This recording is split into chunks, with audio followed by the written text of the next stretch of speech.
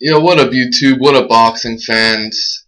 Post-fight video: Louis Abregu versus Thomas Delorme.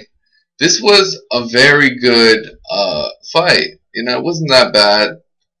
I really didn't know what I was expecting because I never saw Thomas Delorme fight before, and they were presenting his fight. They were presenting him as some kind of a new Felix Trinidad, but that did not work out at all because the kid's only 16-0. He seemed like a pretty good prospect. He came out there fast, throw a quick jab, decent right hand, and it seemed like he had good power. But Louis Abregu was just too strong for the kid. I personally think Thomas Delorme was rushed into this fight.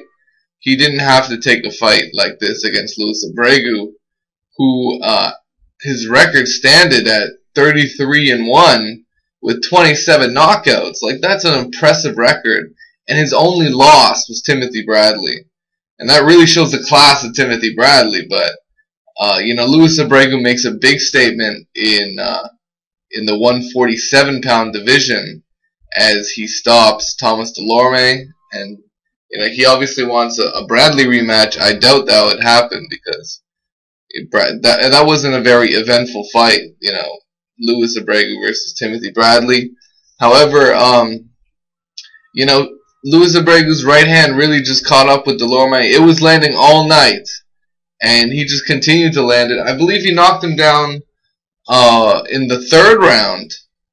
It was really he got two knockdowns, except only one of them was officially called a knockdown, and then he knocked him down again in the seventh, and then the corner stopped the fight.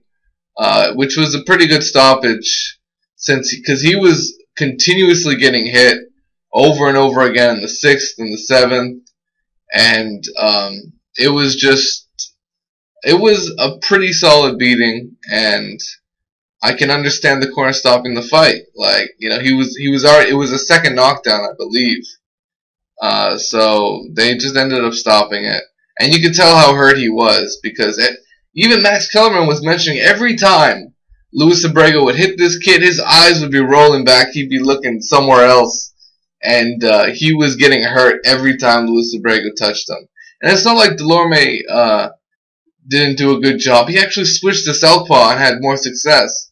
But then he kind of switched back, and it just didn't work out for him. So, the kid has a lot to learn. He's nowhere near the class of Felix Trinidad.